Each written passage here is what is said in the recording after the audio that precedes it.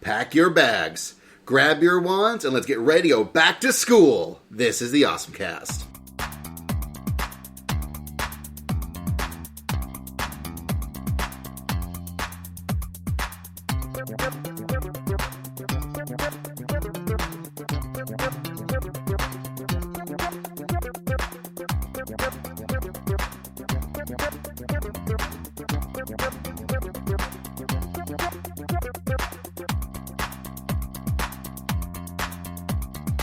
Hey folks, and welcome back to the OSMcast, your podcast for everything awesome. I'm Basil. I'm Kevin. And I'm Douglas. That's right. So it's been a long time coming. Yeah, the last time we recorded officially was the Uri on Ice episode. Yeah. At like the beginning of the year. Yep. We are best podcasters. We are the best at what we do, and that is not podcasting. So, how's your life been, Kevin? Well, it's been okay. Been okay? Been okay. Doing pretty well? So. Good. Ups and downs. Oh, what's the downs? Well, not gonna go AWA, just off the top of my head, but, you know. Yeah, that's... Man. Work's being stupid. Work is dumb sometimes. Yeah. How is the Doug life going? Doug life has been good. Yeah, not really too much to complain about. I mean, I could if you really wanted me to, but nothing in particular is really sticking out. Excellent. So, yes, we are the OSMcast. We talk about anime, video games, role-playing things, whatever. I don't know. We talk about stuff that we like, and you listen. I hopefully. Do people still listen? I don't... No. Move on. Oh, well, No, crap. No. Well, it's all ruined. We're just doing this for our health. Okay. I mean, really. Well, oh my gosh, that actually happened the other day. Wait, what? Okay, so we didn't go to swim class because Barry was injured and I'm invalid and can't drive. Yes. And so Barry was laying, like, in the bathtub, and I came in, and I just looked at him, and I was like, so, I guess we're not going to swim class tonight. And he looked at me and said, I'm not just sitting here for my health! But ha! The joke was on him. He was sitting there for his health. Ah! Alright, folks. You know what they say, record 3 podcasts a day to keep the doctor away. And also... my wife, because she would get really mad if she suddenly had to edit 3 podcasts in a day. So don't record 3 podcasts. Just record podcasts like once a week, maybe once every couple of weeks. I don't know. Twice a year so far. Well, We okay. recorded other podcasts, I thought. We did, but they got lost in the ether. I think we still we found the files, but they were the podcast recorded the week the Switch came out, and also right as the Mighty Morphin Power Ranger live action movie came out. Yeah! They're not nearly as timely as they were when we recorded them. Yeah. Hopefully we can still get them out at some point, sometime, Now I remember those things. Yeah, you just may end up getting podcasts in an anachronistic order. Yeah, so we'll see how that goes. But The Power Rangers movie was awesome. I don't care what anybody else says. Even though it was terrible, it was also awesome. I like it. It was pretty wasn't good. bad. It But wasn't. in theory, there's a podcast of us saying this, and maybe other people will get that one day. Yeah, I'm trying to review those podcasts real quick. The Switch, I was unpleased with. You just really didn't like 1-2 Switch. Yeah, I really hated 1-2 Switch, and at the time, that was all that there was. Now there's all sorts of things. Yeah, I'm sure I like all the sorts of things now, but at the time, I really hated 1-2 Switch. Which one day you might get to hear about. Yeah. I really hated 1-2 Switch. That said, tracking back to Kevin complaining about being at AWA, I'll be there, my wife will be there, our editor, the most wonderful, lovely Anna ever. Anna, my wife. But I am doing a panel, a singular panel at AWA. One panel, AWA. I'm doing one panel. Only one. Doesn't seem right. But, Doesn't seem right, but that's what I got. It's finding anime and manga online legally. It's going to be on the September 30th. and CGC 104 from 6:45 p.m. to 7:45 p.m. Come find out things you may or may not already know, but you probably do, because if you listen to this, you know how to find anime and manga legally, I hope. Spoilers, kids, 50% of it's Crunchyroll. Well, it's more like 50% of it's Verve, really, if you think about it. Yeah. But, anyways, there is that.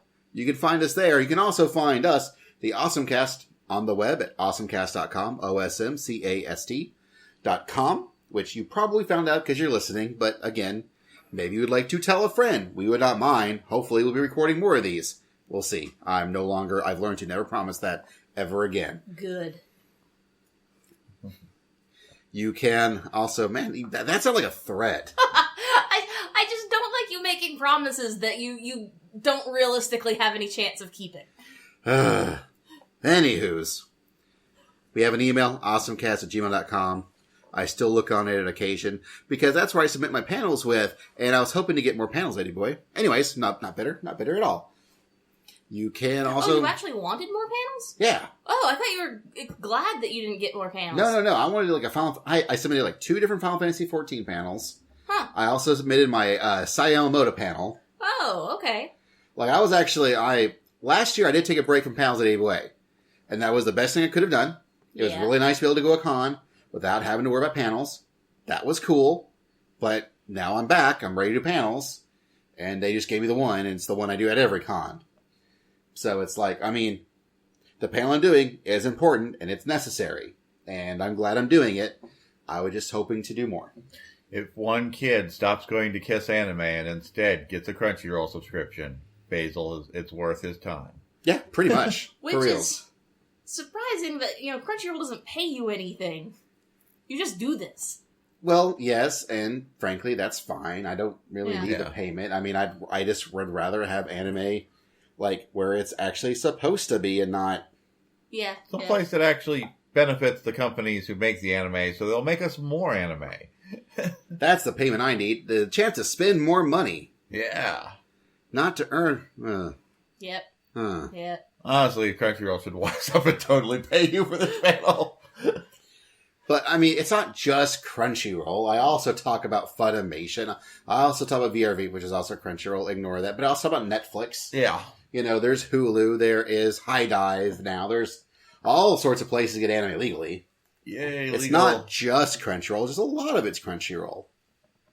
And honestly, nowadays, half the good stuff's like on Anime Strike now. And so... Oh, yeah, it is. Yeah, and... That's weird. My moment of awesome is on Anime Strike. It's really weird. Apparently people are not digging the new Rage of Bahamut, although I think it's just as good as the previous Rage of Bahamut. I dig it. I don't know. I'm enjoying it.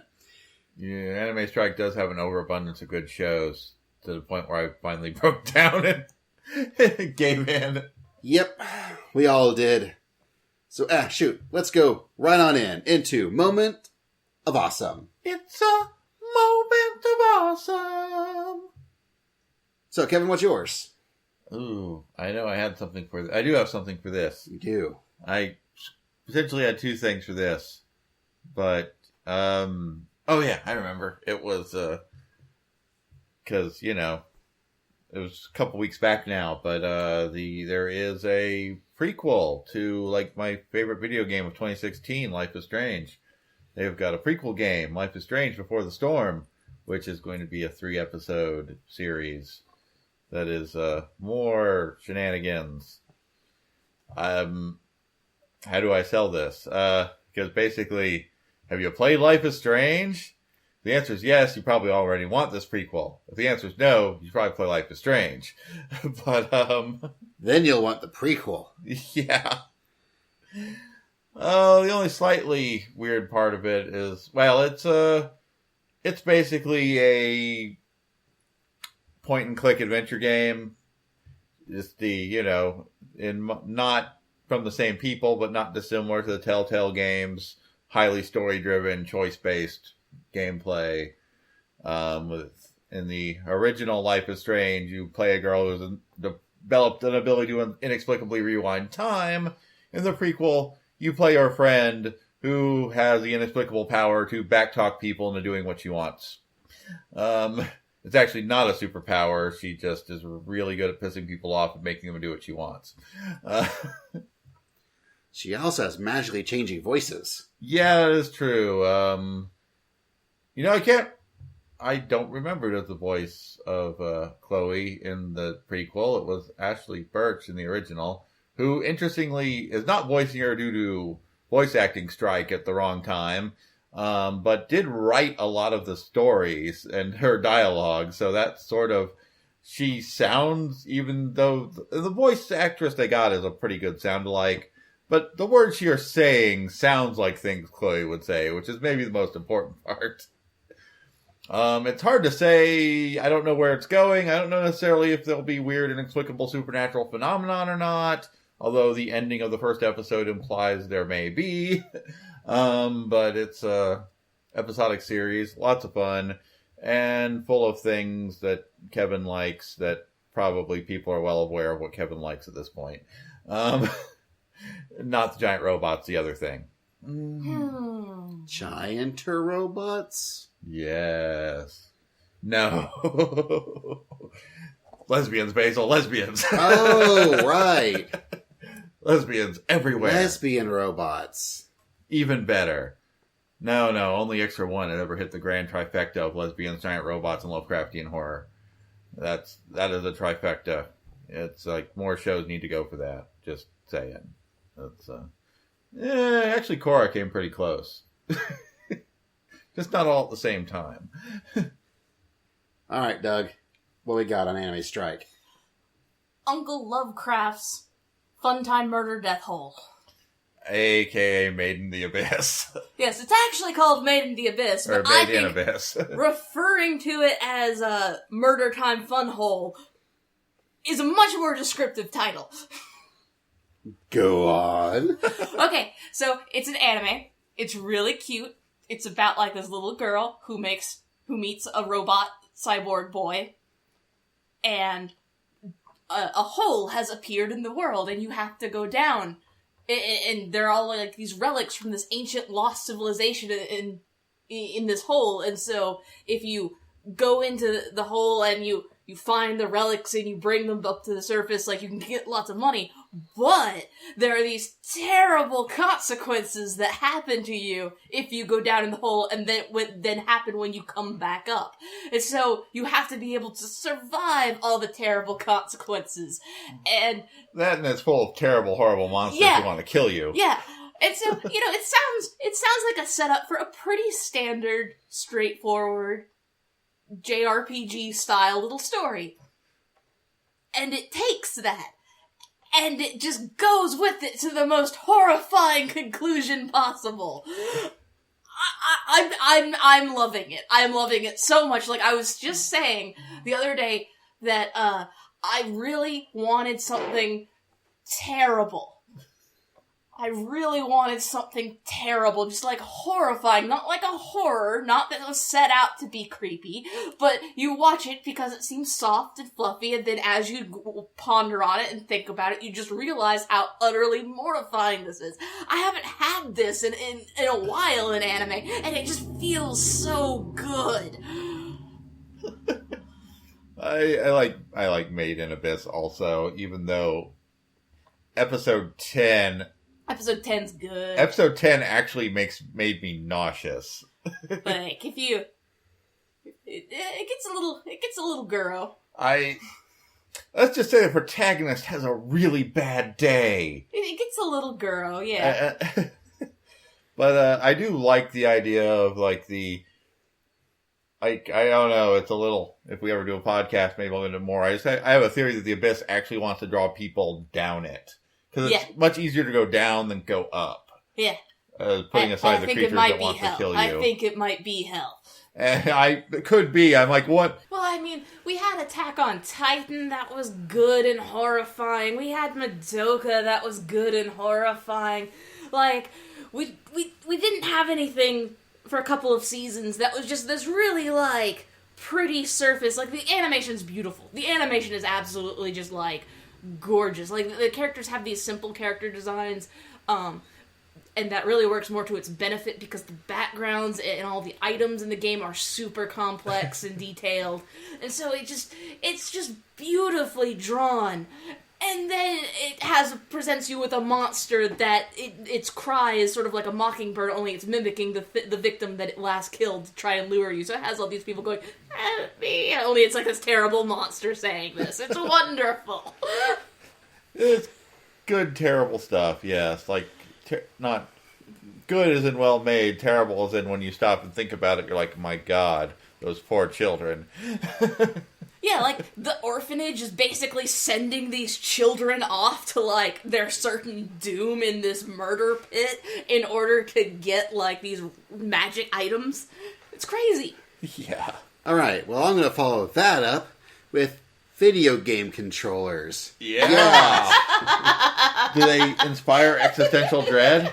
Yeah, no, actually, I don't think that they do. There's not really no good segue to go into video game controllers from that. Uncle Lovecraft's Funtime Murder Death Hope. Except that they're fun. I'm talking about the 8-bit DOE controllers. Maybe you've heard of them, I don't know. But I'm telling you about them, so I guess you have now. So, I've been on the hunt for decent, not made by Nintendo-style controllers. And that is for the longest time, a fool's errand. Frankly, until now. I have been trying to play various kinds of games on my phone, or perhaps some sort of retro console of some raspberry or fruit concoction. Because I own certain games and they're annoying to play on a nice big screen TV without spending tons of money on a FrameMeister, and I don't have that kind of money yet. So, but I finally found it. 8-bit DOE makes pretty darn good controllers. And it's what's neater about it is that they'll tend to work on most things. You can use it on your phone. You can use it on your computer. You can use it now on the Nintendo Switch. In fact, in December, they're right now what they've got is they've got like an NES-style controller and a Super Nintendo-style controller. And the Nintendo-style controller is more shaped like the dog bone style later NES controllers. Whereas the Super Nintendo style is more, Super Nintendo style. And what's neat is that they're now introducing, quote, pro versions of them. So they more or less throw in some analog sticks. The Nintendo one's really neat. All the buttons are nice and clicky. It fits pretty well in the hand. Syncs to the Nintendo Switch just fine.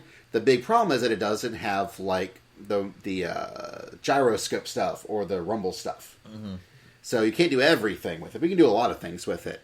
But the Super Nintendo one that's coming out in December is going to have the gyroscope stuff. It is going to have the rumble stuff.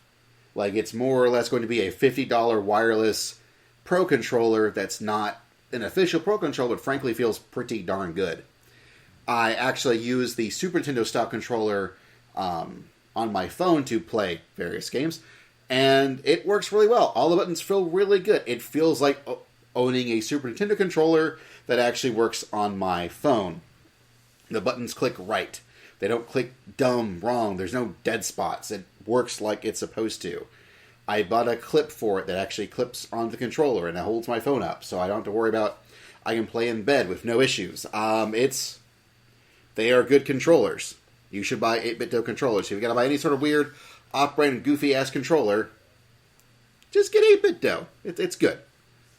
I like them.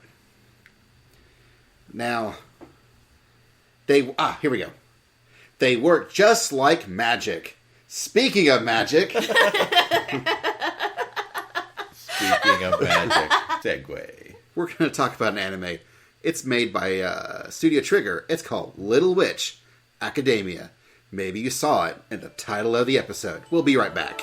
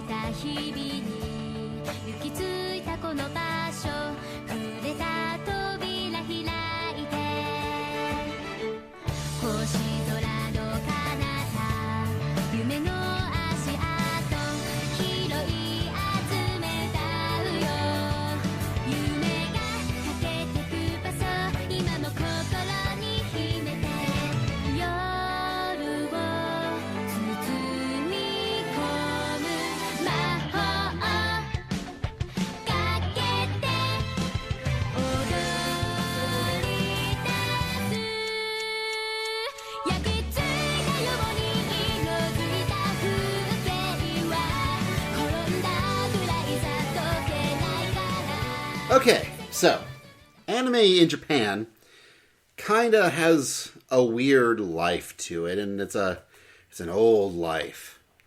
In that a lot of folks who make anime, especially people who get to like direct and run all the whole anime production companies, tend to be older. Don't have a lot of young folks in the animes. It is mostly older folks in like their 50s, 60s. I mean, shoot, Miyazaki still won't stop. He keeps retiring. He keeps retiring, keeps coming right on back. And... Well, close to like half of Japan's population is 60 or older. Well, it's true, but there's a lot of talent that is going to be lost sooner rather than later. True. And there's not a ton of talent. I mean, there is talent coming up, but perhaps not as much as we really need it to once these older talents ever actually do retire or stop. And one of the things that has been worked on for that to happen, the Japanese government finally, wait, maybe this is bad. Maybe we should do something. And one of the things that they have done is known as the Young Animator Training Project, which used to be ran by the Agency for Cultural Affairs and is now actually done by the Japanese Animation Creators Association. This anime we're talking about was a product of one of those, where it specifically was trying to get younger folks trained to animate. Mm-hmm. And there's a few of these that sort of shift around where people can do things, and it's not the perfect solution, but it helps. But I do greatly enjoy the idea of an actual government saying, here is money. Here is money we are giving you, animation studios, to train new people to make animation. And the project we're talking about originally existed for the Anime Mirai in 2013, and it's called Little Witch Academia. It's directed by Yoshinari, and he is a young, tender age of 46. So tender. So young. So young. So young. At least by anime director standards, that's not a joke. This guy, he is, this is from Studio Trigger, from Maishi, and his folks who sort of broke off of Gainax to sort of do their own thing. And this is the same guy who did a lot of the visual design work for things like Gurren Lagann. Yeah. And this is sort of him and his crew's sort of thing. It's also, the storyline and a lot of that sort of stuff was actually headed up by Michiru Shimada. And she was born in 1959, so you do the math. But she's worked on things like Dr. Slump and Little Busters. And she's done lots of things. She worked on stuff like Dr. Slump and of Green Gables and some One Piece stuff. She's done lots of little things, or big things, and she worked on things like Creamy Mommy, and she's been working throughout the years. And the music's done by Michiru Oshima, who did Magic Users Club and Legend of Legaia. Yay! Go figure. I miss Legend of Legaia. And this did so well. This captured, I remember when Little Witch Academia first came out, and it was on YouTube. Studio Trigger was one of their first things they could put out on the internet, along with Inferno Cop, which was another amazing thing that's something completely different. Amazing for totally different reasons. And we would watch it on loop over and over again on YouTube until it was taken down off YouTube for some reason. And then Crunchyroll got it, but it was more or less the equivalent of YouTube. And it really, I think, caught... Because of its designs, it really caught a way more American side of the audience than I think they were expecting. Yeah. And so they decided to go... They did another episode of it, another 30-minute thing. Yeah, they kickstarted another episode. That's what I'm saying. They decided to make one, and they went to Kickstarter for funding. And it got funded in, a couple of hours, I think. Yeah, it got funded pretty quick. And then the money kept coming. And I think they got to I think they got extended out. I think it was reached 15, 20 minutes. And the original OAV was 30 minutes long, roughly. And the second one was actually closer to an hour. When they eventually all said and done, it was okay, we really actually can't make it much longer than that. But, it was we can make an hour. And then, out of nowhere, they went, oh, well, you know what? And finally having these 2 episodes... and eventually putting them on Netflix and stuff, and they were doing really well on Netflix. Suddenly, I guess Netflix decided to hand them a bucket of money. Which they do sometimes. And they made a whole 24, 26, 25 episode run of it. I want to say 25, but I'm not absolutely positive. Yes, 25. 25 sounds good. They gave us the first 13 episodes in June, and then recently... this past August, they gave us the last 12. Calling it a, quote, second season. Even though it was one continuous season in Japan. We didn't get the first season until several months after a couple of months after it run in Japan. Which I kind of wonder, since Netflix has, multiple languages. Yeah. And it probably takes time for them to do, the translating and the ADR work. And... Probably. And, there are different dubs and different subtitle tracks to worry about. And Netflix is really, really, really about binge watching, not just... And I binge watched the hell out of this show, but that's... Oh, yeah. Watching this show and binging it, as it were all in one go, reminded me just how much fun it can be to actually binge an anime. Just chug it down, and it's... Man. Yeah, don't do that as often anymore. We have gotten to this, once a week, kind of... Well, we back in the day, we would only get episodes 3 or 4 at a time. Yeah. Sometimes 2 at a time. And until DVDs, and then came 3 or 4. But it's kind of buying that box set. Yeah. And being able to watch all of it at once. I'm oh man, that was so good to be able to just watch it, not have to worry about it. And I really feel that Little Witch Academia really is a good show to just... watch. It's a feast for the eyes. It's so good looking, and it's got mostly good for the whole family, I'd say. It's pretty even by anime standards, it's pretty damn wholesome. By regular cartoon standards, it's fairly wholesome. So okay, we've talked now around Little Witch Academia. So in case you didn't know about this. It's about witches who are young and they're in a school. Yeah. Hence Little Witch Academia. Yeah, although it's a little more worst witch than Harry Potter, but there's definitely some influences. Oh yeah, it takes place in modern day. You got cell phones and apps and everything. Yeah. Heavily implied but never stated to be in England. Yeah, there gets to be a certain point in the series where they avoid saying the names of countries really. It becomes more obvious they're avoiding saying the names of countries, although it's pretty clear they're in England. It's pretty clear the main character, Akko, is originally from Japan. It's also pretty clear one of her friends is from Finland, but they never name places, and it's a little up to you figure out context. There's that other country.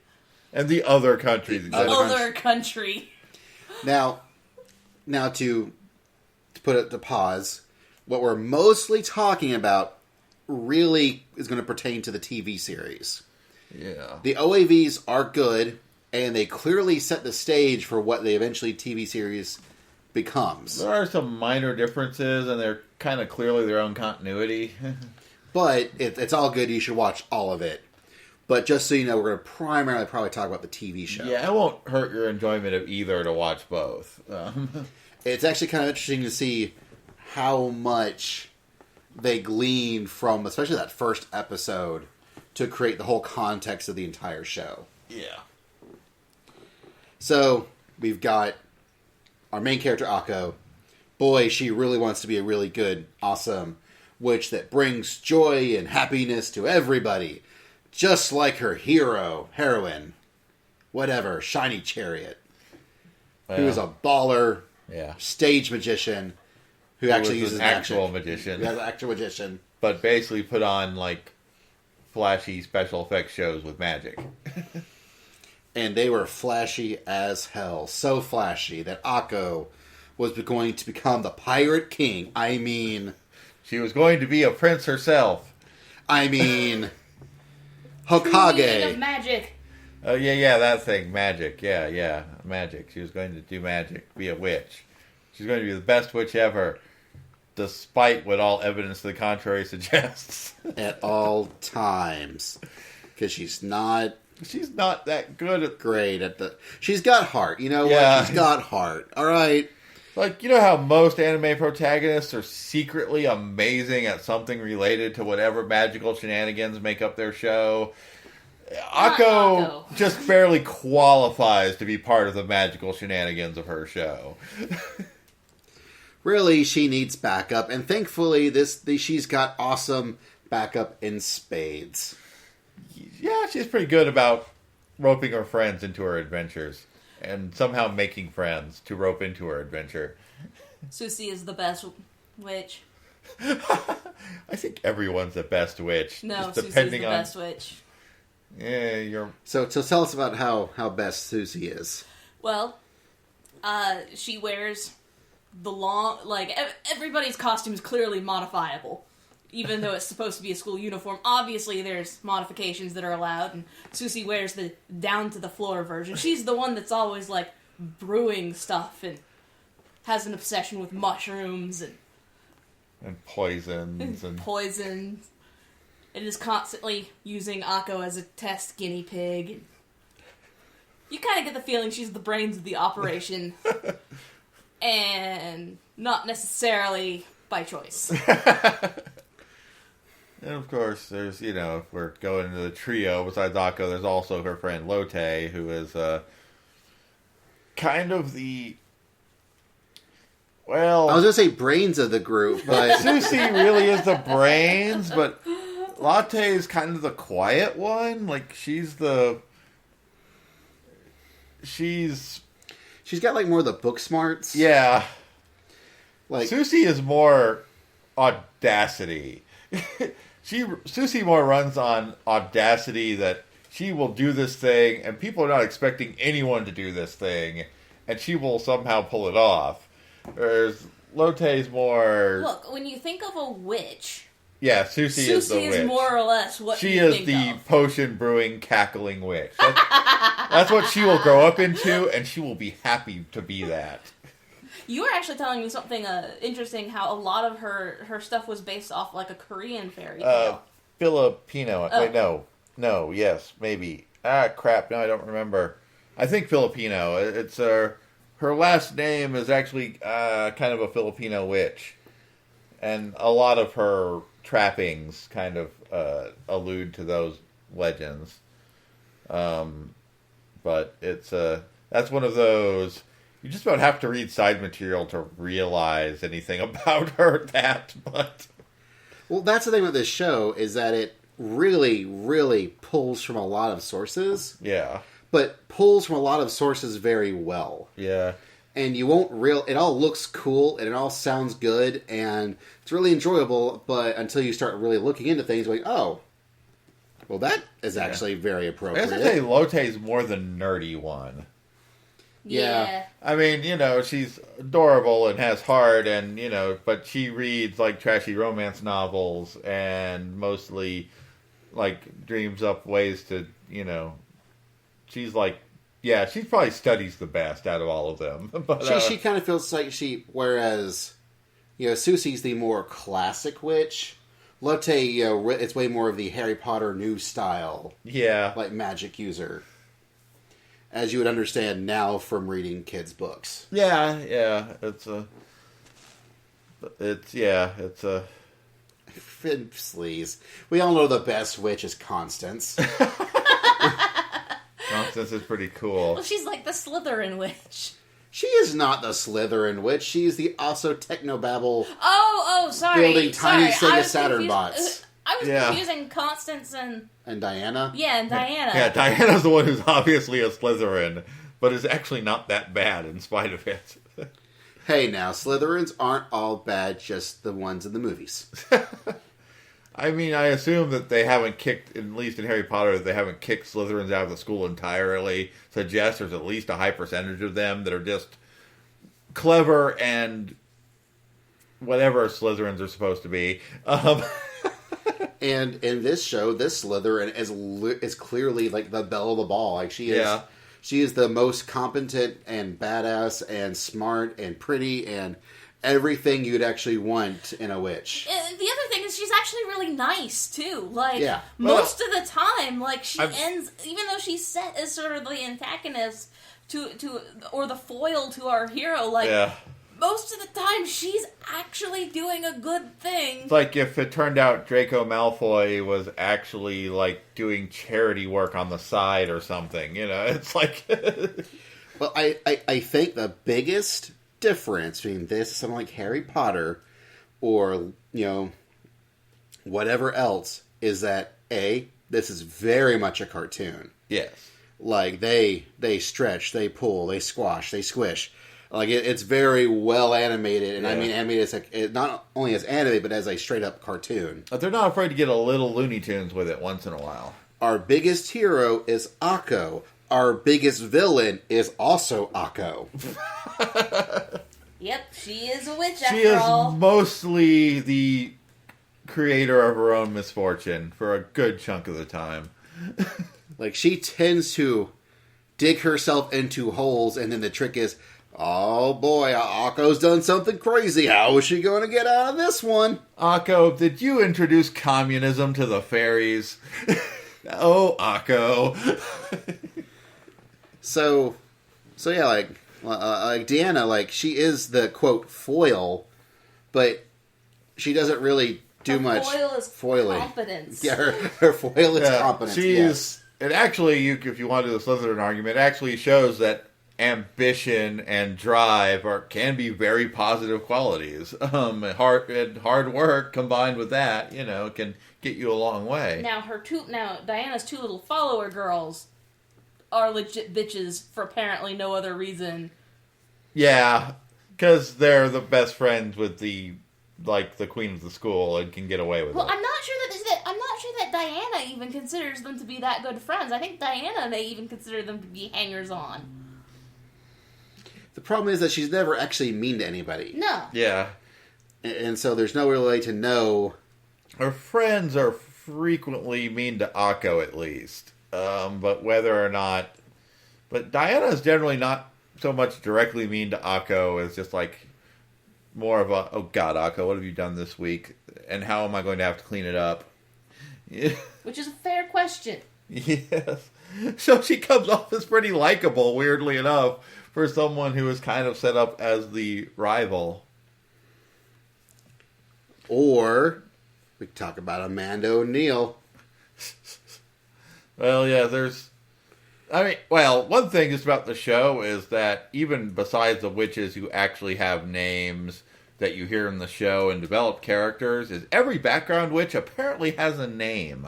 And they're very consistent with their appearances. And somewhere there's a little book that was like for information with the show that they basically have every witch's name and some little personality details written down. And they try to actually be consistent with that as they wander through the backgrounds. Or you could be telling us how badass Amanda O'Neill is, Kevin. Well, yes, but okay, Amanda O'Neill actually has a name and a personality and is possibly Irish American. For what that's, but she's like the bad girl. Like, even discounting that she looks like she occasionally pole dances on her broom. But even aside that, she's the one who's likely to cut class and steal. Well, she has so much frickin' agility and outrageous, like, talent on her broom. Yeah. That comes incredibly easy to her. I mean, I would not be surprised if it turns out she's actually, like, the second or third best overall witch in the school. Like, she clearly has magic power, just... Well, she's at least certainly very gifted at riding a broom, which is something our protagonist is absolutely terrible at. But... Well, yes, our protagonist cannot ride a broom at all, period, ever. She just doesn't have it in her. It's a running thing in the show that she cannot get the hang of riding a broom. But Amanda O'Neal is super, super good at it. And then you also have, to round out our other alternate. There's like 3 trios. There's 3 trios. There's our Akko, Latte, Susie, who are sort of our main protagonists. There's the Diana and her 2 friends trio. And then there's Amanda O'Neal and her friends Constance and Jasminka, whose big thing is that she likes munching on stuff. Yeah, Jasminka likes treats. She likes candy. She likes munching on things. She always has food on her. And she's mostly just in the background and is adorable. Whereas Constance is a little girl, like tiny compared to everyone, who doesn't talk and just makes little techno-magical gadgets, which makes her pretty awesome. Has her little army, little Sega Saturn topped robots. Yeah, and secret engineering dungeons. That I still wonder if they were in the school to begin with, or did she make the secret engineering dungeon? Man. This show does not always have to explain everything, because it doesn't really matter. They explain what does matter. And that is, Akko, her biggest magic, is that she hoodwinks all these other characters to follow through. Her magic is charisma. She also becomes semi-passable at shapeshifting. Yeah. And so the majority of this, of the storylines tends to be she's really all about witches being cool and awesome, and everyone should be totally like cool and awesome being witches. Yeah. And everyone's like, haha, you're crap at magic. And then she's like, well, screw you. I'm going to do this thing. That thing's not going to work. I'm going to do this thing that really backfired on you. Well, I'll do this other thing. Okay, everything evened out. 0-sum game. Sure, great. Awesome. Good job, Akko. My true magic is friendship. Yeah, okay. Whatever. That's nice. And pretty much the first half of the show is just kind of episodic hijinks. That's just like, oh, this silly thing is happening, and okay, how does the characters react to this silly thing? Well, a lot of it is, they're building the world. They're doing a lot of character building. They also introduce, I think, Andrew. Random political Andrew the boyfriend. Andrew the not love interest. Boy, they keep trying to sort of push it, but not really. Well, there's a few like that. Like, he also has that friend who is for almost but not quite dating Lotte sometimes. But, I don't know. But it actually becomes important that we have a random muggle in the cast. It does become important. It does. I mean, eventually they set the world, and then especially in the second half, there's an actual plot and there's a resolution. And to be fair, a lot of seemingly insignificant details in the first half become important later on. Now, this story does a very good job of laying down the groundwork and then throwing lots of little bits here and there that they then pull from to be like, you thought that was just a stupid one-off thing. No. Actually, this thing is in the very first episode. That's really important. We just didn't tell you. We were just hinting at it all along. And it works out really well. You think it's just a silly, goofy, fun thing to watch. And then like, oh, this is like legit awesome. Great. This is a real story. I mean, it was a real story, but then now it's a really real story. Really real. And I guess now will be the time to take a break, and we'll come back and we'll talk about the story and our spoilers. This is the OSMcast.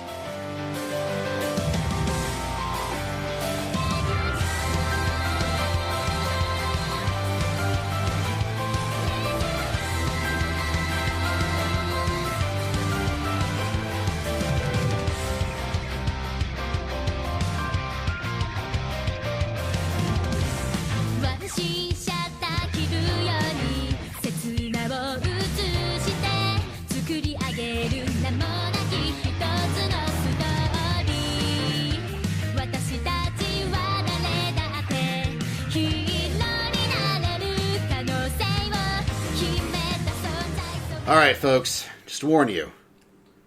Alright, just go watch this on Netflix. Just go watch it. Just go watch it right now. We'll wait. Come back. Resume play. And then you'll have discovered Chariot fans can't fly. Chariot fans can't fly.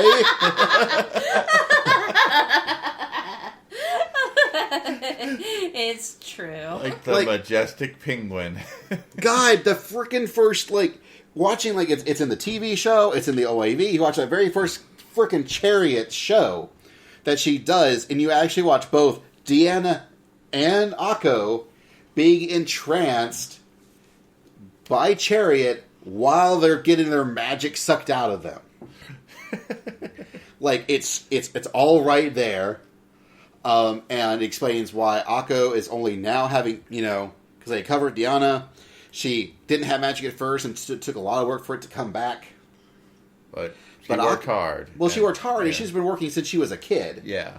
Akko just dreamed of magic, but she never had a chance to actually practice it until she started going to Luna Nova. And so she's got the magical equivalent of she broke her arm and it healed wrong. Yeah, they went to the show. Their magic was probably a 50, went down to 0. Diana's been working. She got back to 50, and she's been leveling up since then.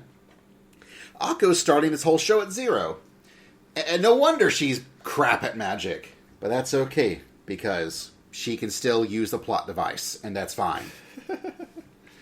Because she believes in magic so much that she gets the plot. And I really just that we didn't really talk about the teachers. No, not yet. Prequel. I think they do a really good job of Ursula. Yeah.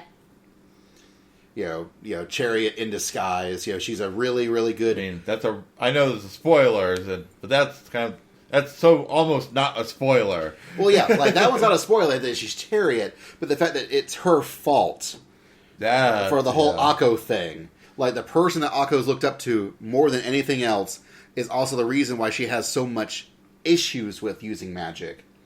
It's just a really nice circular. What a twist! Yeah, except it's actually kind of a good twist. More so even because Chariot actually did this completely on accident. Because she was trying... Basically, she got given a spell by a friend of hers who didn't really explain exactly what it did. It's true. And then when she was done... When she realized what the magic spell did by Croy, I mean, we're in spoilers. It doesn't really matter who we're talking about. Yeah, good old Croy. Who is Kevin's actual favorite witch. Yeah, she is totally But we couldn't actually talk about that until... She's going to show up till the second half, and, she should just have spoiler tags floating around her when she descends on her flying Roomba. God, those flying Roombas. With their little weird digi-goblins. Yes. Digiblins. Yes, because I don't know, it's if... Because she's, even more of a techno-mage than Constance. It's Well, Constance is, a mechanical mage. Yeah. She, builds, robots and awesome, mecha and flying ships and stuff. Yeah. She doesn't really... Croy is way more... modern. I mean, she's there to teach modern magic, and everything is actually app-based and actual digitized looking magic. She's more like a wizard computer programmer. Yeah. She's like a magical hacktivist. Yeah, actually, yeah, kind of. But what was it you kept saying, Kevin? She was a son of Ether in a crowd of Verbena? Sort of, yeah. If you're from the old mage games. Yeah. But Croy, who's just got this, great sexy butch thing going on, by the way, used to be Chariot's BFF back in Wizard School, and just they kind of things went south when Chariot turned out to be the chosen one. And it's one of those where it was a really, the whole magic MacGuffin, the eventual release, the true magic or whatever. Okay, that's fine, whatever. They use this in this really interesting way where they take this MacGuffin and it's double layered because Akko is just trying to repeat the path that Chariot took. But while this is still going on, Croy's just trying to circumvent the whole thing entirely.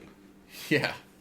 Using the power of soccer and soccer fans being hooligans. Where a national revolution might happen because of a contested goal. And she's basically built her own internet hate machine to channel the people's emotions and inflame those emotions to to eventually crack open the little magical Chosen One seal. Because there's a goddamn app for that. Yeah. Because there's a freaking app for that. Yep. Yep. The Play Store will destroy us all one day. Yeah. Or the Apple App Store. Don't forget, that there's two different kinds. Yeah, I'm sure she had it for both. Yeah. Probably even get it for Windows Phone. She was just covering her whole bases. Let's not get it. That's an entirely different hate machine right there. That's I don't think even... I'm not... All right, yourself. Do Windows phones even still exist? I have not seen one in quite a long time. I suspect they make them, but I don't know who sells them. But yeah, if you got Android, Apple, I'm sure there was her D-Hate app or whatever, app gathering thing, and then they fight a giant missile because using the power of hate to try to open the ancient secret magical seal really didn't consider much about what would happen when that went out of control. Now, let's talk. I love the fact that Corey's plan works. Yeah. It should she was correct. She absolutely opened up the gate like she wanted to. Yeah, she basically lost for getting everything she was trying to do. But she didn't have the thing to actually make use of the magic. Yeah. Because it was a 2-part thing, and they just gave her the, yay, you did it. But she didn't have any way to actually channel the magic. Yeah. She only had one part of the magic wouldn't stick. And it's yay, it creates useless party tricks. It's that's, honestly, I think it would have been hilarious if that's all it really did ever, but, it's... But, and, the show was so good. I really liked all the lessons that Akko learned, as she was activating the MacGuffins. Yeah. And then someone would forget some of the lessons until later. Just because you learned something doesn't mean it sticks with you. But then she actually had, her shiny rod and then the magical wooden stick of destiny. So they can build their badass ultra broom. Go take on the giant freaking missile. And one of the things I remember, Ken, you keep mentioning when we were watching this show, you're like, that's pretty Celtic. There's nothing that's actually pretty Celtic. You said that several times. Yeah. Yeah, they did their research for the show. Yeah. I mean, yeah, it's They put it in there just kind of sparingly so that it wasn't necessarily hitting you over the head with it, but it was there if you wanted. It gave it some nice flavor. I mean, it drifts all over the place, but there are definitely some strong Celtic influences. I mean, you also get a few random bits of Norse influence here and there. One big one, actually, but they're, it's 2, depending on how you count Fafnir the Dragon actually being in it. But I forgot all about Fafnir the Dragon. I mean, he's kind of a one-episode wonder, but he's still there. But he's quite a wonder. Yeah. He's quite a wonder. Then you also have the awesome, magical, trashy romance novel series that has been spread out throughout the ages, so there's a non-stop line of books for people to buy and read. Yeah. It's honestly it just sounds like Twilight, but awesome. So I would wish it existed. There are a lot of just really good one-off, characters, and then and don't forget the magical adventures in Asshole Boys School. Yeah. Which gets a few random Mutena shout-outs in it. I also like how there's a random pawn shop guy who looks like Chumlee from Pawn Stars. Apparently intentionally. Okay. A lot of good random stuff in this show. Let's get into questions from internet folks like you. Oh gosh, there's questions. Nico at Nico Scream. How do they feel about their chances in the cross-school softball game with My Hero Academia? Pretty terribly. They're screwed. They're so screwed. They're screwed. They can use magic, but they ain't superheroes. Come on. Yeah, but Deku's gonna break his arm throwing out a pitch or something. Probably, but what about all the rest of them? All the rest of them that are highly competent versus these witches that only have one competent one. And Nako's gonna somehow win, despite everything. Except the Deku might win in spite of everything. Like, you can't... It'll end in an epic tie where they both somehow wreck themselves in the process. All right. Now, here comes from a Lucius Hambone solo, Charlie, at the sommelier. How much witch could a little witch of a little witch could witch academia? 7. African witch or European witch? If you could witch and academia, but you would also little, would you? I think I would. Yes. Probably. That's a definite maybe. What is your favorite sandwich as it pertains to Little Witch Academia? Mushroom. But what kind of mushroom? Oh, that's a good... Whichever one makes you see the shit from the Susie episode. I think I might have to go with a remedy mushroom. But could that also be a poisonous mushroom? It is. Yes. Oh, okay. It just hopefully kills what's wrong with you first. Kevin, what's your sandwich? What's your Little Witch Academia sandwich? I'd like a Croy sandwich. Kevin, come on. All right, just Croy is super hot. I don't care what anyone says. Kevin, we don't need you to be a dirty boy right now. You be a good boy. be a good boy. Good boy. I don't know how to make a sandwich joke. Maybe you don't. Maybe you just like a really good, like, I don't know, like a good roast beef sandwich, make like a hero where you get some roast beef and some ham and some turkey, and you throw in some lettuce and some mushrooms and some tomatoes and all that good stuff. Because this show has all that good stuff.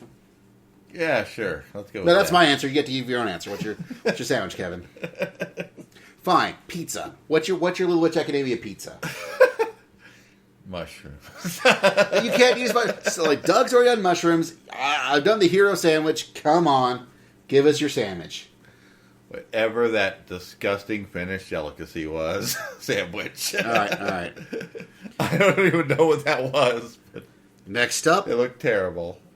why are witches? Because. Why are witches? Why are witches? Is this still a Charlie question? Yes, it still is a Charlie question. He pretty much did all the questions. Why not witches? Why not witches? Well, it is a world where magic is stated to exist. And as the show goes over, in a lot of detail, the witches can only do the magic because of the Sorcerer's Stone that acts as like a magic Wi-Fi power signal. Yeah, it does have an interesting element of the show kind of suggests that the real heyday of the witches is kind of long past and that they're kind of in a decline, in all honesty. It doesn't suggest that, it says that outright several times. What it suggests is that magic is partially based off belief in magic. And in the darker ages, when technological advances were not made, magic was way more powerful because way more people believed in it because it was way easier to magic something, I'm sure, than it was to technologically do something. You know? But as technology increased and became way more commonplace, there were less people having to believe in magic to get things done. Yeah. And so for the general magic sort of, the belief dried up, so the magic dried up. Yeah, there's a strong reoccurring element of people who are not magical being like, oh, magic's just kind of dumb and we don't really need that anymore. Well, it also kind of plays a little bit to the idea of the reason why we don't see fairies anymore is because all of the paths are too well trodden. Does that make any sense? Yeah. You know of that theory, right? Yeah. Well, we'll explain to those There's who no know. Little weird secret places anymore. Yeah, is that too much of the world is well known, and like fairies always existed kind of beyond the veil and in the shadow, in places where humans didn't really know all that well, and well, now humans know the world too well. There's not any little hidden places like that anymore. So there's no mystery to the magic. Right. That being said, if you see a ring of mushrooms, step in it at your own peril. So, I mean, the big climactic finish of the show is because everyone clapped for Tinkerbell. Yeah. I mean, everyone believed in magic because there was this giant ass missile, and unless you believed in magic, that missile was going to kill us all. So you best believe in some magic. Yep. And then he also asked, why for the things in Little Batch Academia, which I kind of think we just answered. Yeah. I think we just did, in fact, yes. All right. Tobias says, on a scale to amazing to unforgettable, how'd your rate Little Witch Academia?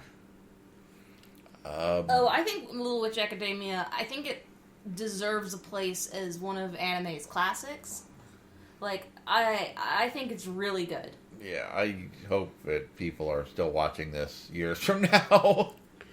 I really hope that it being on Netflix will get it into as many people's visual, audio...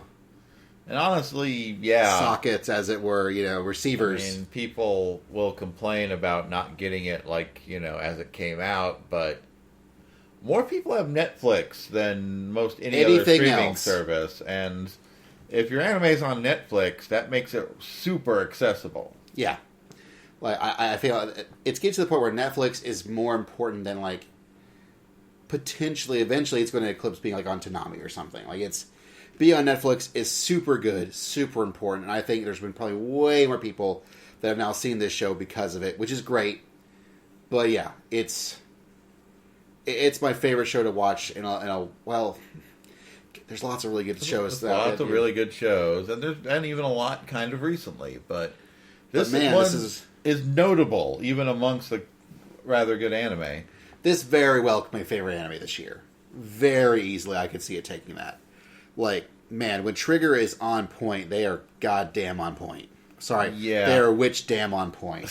Yeah, when Trigger is Trigger, they're it's something special. All right, and from Passion Tentacle, yes. Wait, that's just being happy that we're doing a podcast about this.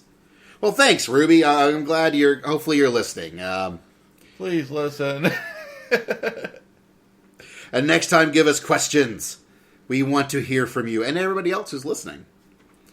Also, and then from Tobias, favorite episode / character / etc. Episode, the one where the awesome pirate ship turns into a giant robot. Which is perilously close to my favorite episode. I don't know. Just about actually is my favorite episode. Although, close second for the sneaking into the boys' school episode. That's pretty good. Doug, what's your favorite episode? The episode where they go inside Susie's head. Yeah, that was a good one. That was a good one. That is also that's probably definitely the best episode of the first half. My favorite as for favorite character, definitely Croy. She was a villain who I thought was strangely relatable for her villainy. And she mostly just stands around and is awesome, but is a total dork who eats noodles in her secret laboratory. I have to go for Ursula. I really like, the whole older teacher trying to, I think she realizes that her mistakes and that, Akko was definitely, unfortunately, a victim to her problems. And so she wanted to try and fix things by trying to do her best to teach her as best she can, because she's doing this whole teaching thing, and this wasn't supposed to be her gig. Her gig is supposed to be the ultimate stage magician and giving magic out to the world to be awesome to look at. Oh man, magic's cool looking. Not a teacher, and now she's stuck trying to teach, and next thing you know, oh god, this girl is clearly screwed over because of what I did. And now she has to teach that. And, oh, wait, she's also the main character of the new storyline? Well, crap, now I gotta do that, too. Oh, look, she has my old magical relic, and apparently she's the chosen one now. Well, crap. It's just a really, and it's there from, episode 1. Yeah. God, they did such a great job of taking that OAV, that little 30-minute thing, and then extrapolating this whole thing out of it, and they just... Doug, favorite character? Susie. Why? Yeah. Seriously? I know. He knows. You've talked about it a little bit, but everyone else there in the world doesn't realize. Because she's amazing. How is she amazing? God, you want me to actually have to explain it? she's just, yeah. All right. Because, Lotte is your friend who helps you move. Susie is your friend who helps you move bodies. Yes. All right, Kevin. Favorite, etc. Favorite, etc. Man. That's what the question asks. What's your favorite, etc.? Well, before you can steal it, the ship that turns into a giant robot. That was a good totally, like, little Witch Gurren Lagann for, like, a couple of minutes. Yeah, that might have been my favorite, too. But Kevin stole it, so you had to think of another one. What? No! Kevin stole it. He took it. Took it from both of us. But that one was so good. What's your favorite, etc. moment from the Susie episode? Well, actually, no. I'm going to go with a different one. I'm going to go with the Moss people. Oh, yeah. With Santa Claus? Yes, but not with. It wasn't actually Santa Claus that I liked. I liked the Yeti. Yeah, he The was put pretty upon good. Yeti who got mad at, like, the internet trolls. And Yeah. Who I think was supposed to be an allegory for the animators. But, I kind of like the Magic Bee incident. Magic where, Bee incident. like, that was clearly a common storyline goof that was executed really well. And I also like the sort of the Cinderella kit. Oh, yeah. But you're like, all right, be a princess, but you only get it for a few hours. Go have fun. Like, and that actually basically was like a Cinderella. They called it the Cinderella kid or something like that. That was good stuff. All right, let's take a break. We'll come back with final thoughts and our awesomes out of awesome. Stay tuned. This is the OSMcast.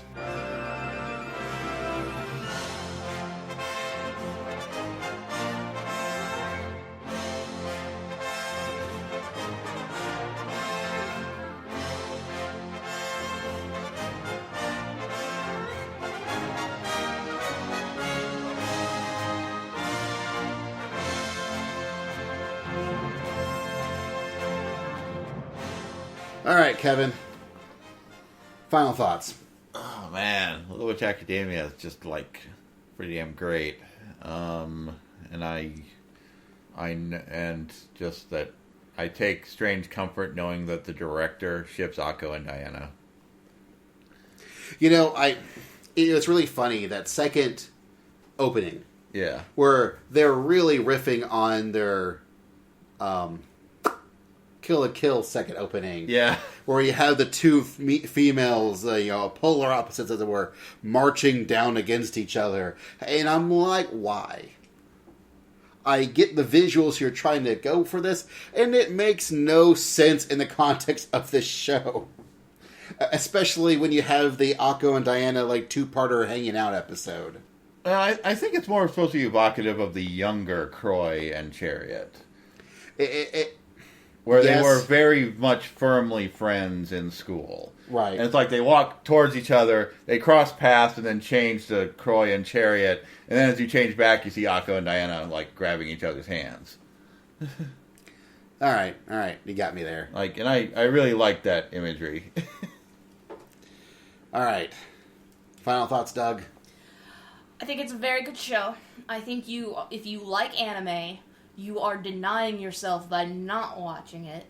I also think, though, that you may have if you're not willing to have fun with the anime, you may not get to enjoy it as much. So don't take yourself seriously, because the people who made this were very obviously making it for kids. Yes, but I think they were making it for everyone. Yeah. Like, I think this is one of those more Pixar sort of things. Yeah. I would argue. Well, it's just the way that Akko manages to be the hero every time, even though she's the one who screws up every time. It really just strikes me as being like something they would show in Japan to kids. and so if you're willing to have fun with it, that's exactly what it is, and you should watch it. It does never drift into anything ultra violent and gory, and it's never like sexually explicit. Yeah. Even by the general standards of Japanese kids shows, it's not even really sexually explicit.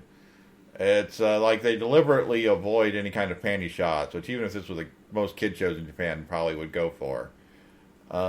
Just something that's really notable. It's like what I say, this is probably legitimately something safe to watch with your kids. If, you happen to be one of these otaku families who now has children and are like, boy, what do I watch with my young children? This could be a good one. It also has a pretty solid English dub. Yeah, yes, it does, actually. Which is probably worth mentioning. Oh, yeah, I forgot to mention that. Like, I mostly watched it dubbed. I mean, the Japanese voice actors are great, but it does have a very solid English dub. I, in fact, think the English language Susie is almost a spot-on imitation, and I actually like Croy better in English. But, I don't know if I agree with that, but I do think the English show is very good. Like, I have listened in Japanese and in English.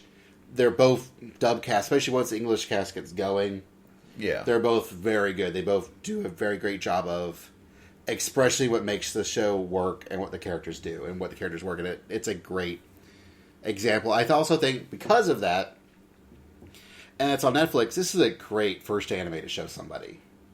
Yeah. Like, if you need to get someone into anime or someone who's lapsed in anime, this is a great show to get them back on track, as it were. Or to put them on the track. It's a great... It's a great show. It's a great show. It's a great show. It's really fun to watch.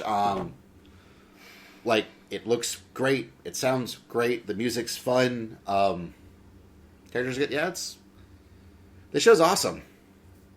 In fact, how awesome is it? It's 7 shining stars of the Big Dipper of awesome. It's pretty awesome. Yeah. How awesome is it? I'd say it's 3 Little Witches of awesome. I'm going to give it 1 grand Academy of Luna Nova and the poor beleaguered workforce that keeps it running. Out of awesome. Man, that's a great question. What happens to them now? Because I guess the magic's been sort of recharged in the world by the time they're done. Maybe that. So I guess because for a while the poor monsters and the workforce was being powered by the magic. Yeah, they're basically the fairy workforce of the school who live on magic, and we're just basically having to live off what the witches weren't using, which causes the minor communist revolution that Akko is largely responsible for. And I guess everything's fine because magic sort of came back. Yeah. So, all right, great, awesome. Everything wins. Everything's great. Everything's grand. This has been the OSMcast. Thank you for listening. You can, again, find us at awesomecast.com, osmcast.com. Leave us comments. Send us emails. This has been edited by the most wonderful person ever, Anna. Our theme music is done by DJ Unibito. You can find him at djunibito.com. And we will you'll listen to us next time, whenever we're back. This is the OSMcast.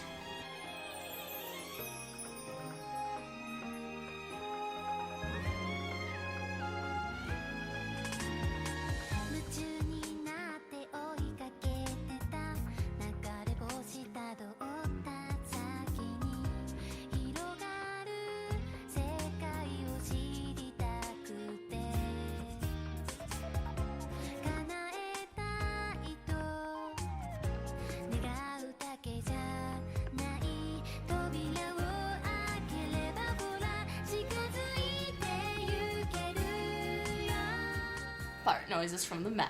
This is the OSMcast. That's the whole podcast right there.